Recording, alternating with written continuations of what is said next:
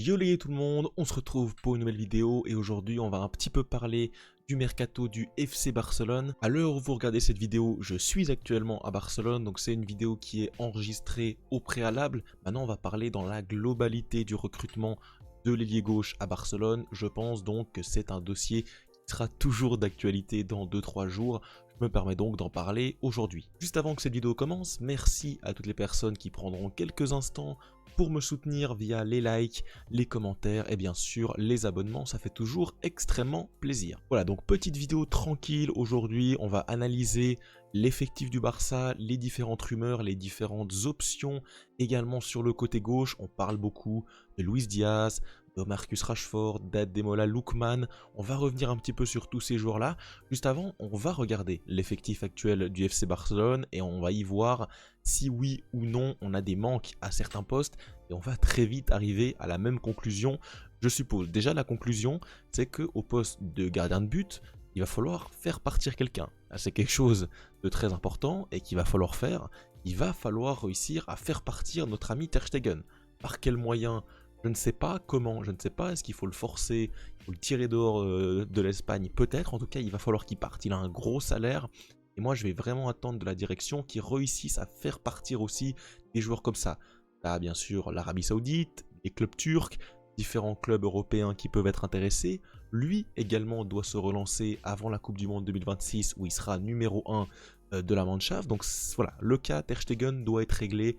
J'attends qu'il soit réglé très rapidement. Le cas des défenseurs, voilà, Ronald Araujo, Christensen, apparemment, voilà, on irait sur un statu quo. Les deux resteraient.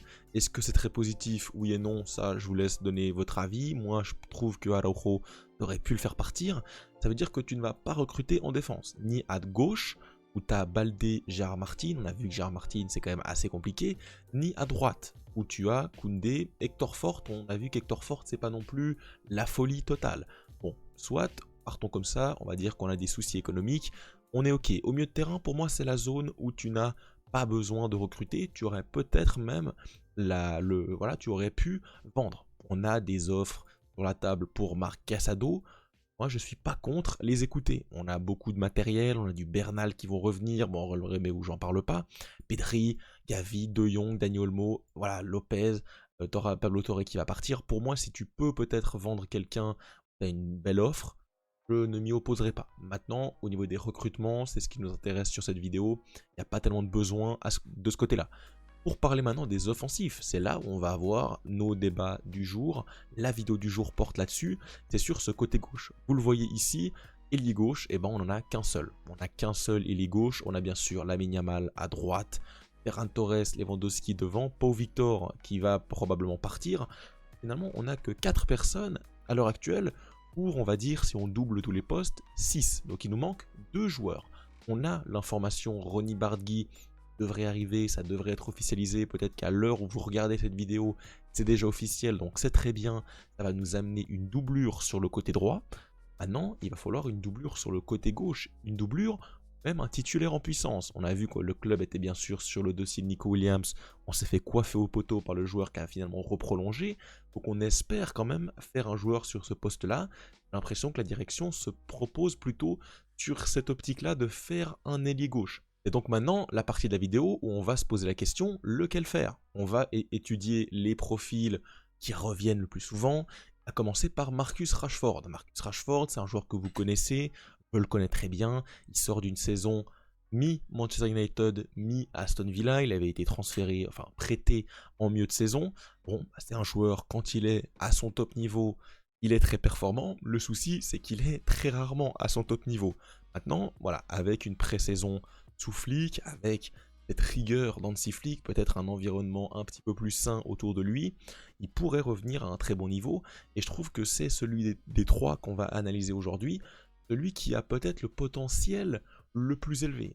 Voilà, si Rashford retrouve son réel niveau, il a 27 ans, il a encore ses meilleures années devant lui normalement, voilà, tu te dis qu'un Marcus Rashford à son prime, ça peut être un des meilleurs attaquants du monde, et pour ça, pour moi je le mets très très haut dans ma liste des souhaits. Je me dis, un Marcus Rashford, si tu arrives à le retaper, si tu lui mets un peu de rotation au début, s'il arrive lui-même à s'imposer, que ça soit en neuf, mais également à gauche, il est capable de jouer dans les 2 positions, énorme frappe, énorme qualité athlétique, énorme qualité physique. Pour moi, ça peut réellement être la bonne option.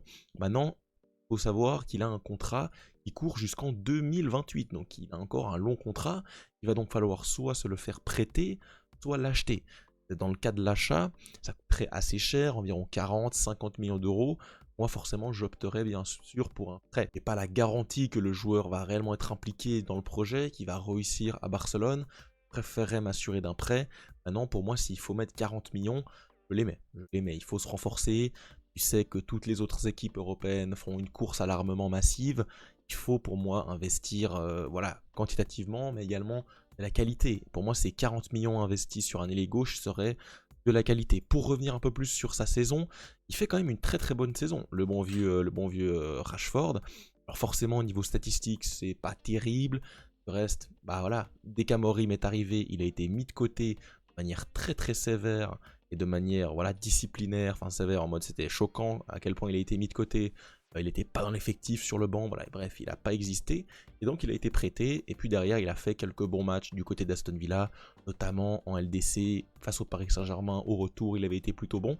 Donc voilà, on a un Rashford qui est plus ou moins en forme, et vu qu'il s'est bien retapé, donc pour moi c'est plutôt positif. Donnez-moi vos avis sur Rashford. On enchaîne tout de suite donc avec Luis Diaz. Luis Diaz, on va plutôt passer rapidement sur lui, très très cher à mon avis, 2027, en plus malheureusement... C'est un cas qui est un peu hors football. Le Liverpool a perdu un joueur qui est décédé, vous le savez, Diogo Jota. Bien sûr, donc c'est des situations qui sont dramatiques, qui sont rares. Est-ce que donc tu vas te permettre de perdre encore un élément supplémentaire en attaque? Je ne sais pas, j'ai pas trop envie de rentrer dans les détails. Pour moi, en tout cas, ça va être beaucoup trop cher. Le Barça a beaucoup de concurrence sur le dossier. Ça parle du Bayern Munich. Aura beaucoup plus de voilà, d'argent je pense, donc forcément le profil est intéressant. C'est un joueur que j'aime beaucoup à gauche, capable de marquer, capable de faire des différences, capable de dribbler, j'aime beaucoup. Maintenant, ouais, voilà, je suis pas sûr que le Barça aura la manne financière pour le faire, et donc moi ça me ralentit un peu dans ce transfert là. Si on doit mettre 70-80 millions, déjà je suis pas sûr qu'on ait l'argent pour le faire, et je suis pas sûr que ça en vaille le coup, étant donné que tu as déjà fait une saison avec Rafinha. Donc je me dirais, bon, peut-être part sur une doublure, quelque chose de plus modeste, ça peut être mieux. Et pour le dernier profil, peut-être un peu moins cher et encore, c'est le bon vieux Lookman. Lookman, moi, c'est un profil que j'apprécie pas tellement, je le trouverais pas tellement compatible. Maintenant, beaucoup de gens dans la commu Barça sont plutôt friands d'Ademola Lookman. 2 ans de contrat, bien sûr, vous le savez, ailier gauche, buteur, ballon d'or africain également, donc c'est intéressant, vainqueur de l'Europa League avec l'Atalanta. Il sort d'une saison moins réussi que sa saison Ballon d'Or africain où il avait été énorme. Néanmoins, il a quand même mis son lot de buts. Il a mis une vingtaine de buts entre la Serie A et la Ligue des Champions. C'est un des meilleurs éléments de l'Atalanta. Non, t'es sur une Atalanta qui a fini, il me semble, en Ligue des Champions. Est-ce que réellement ils ont l'obligation de te vendre? Je ne pense pas. Pour moi, ça va être aussi assez cher. Donc moi, clairement, sur ces 3 profils-là, les 3 profils prioritaires au poste d'ailier gauche, les gars, mon choix, il se porte très clairement sur Marcus Rashford.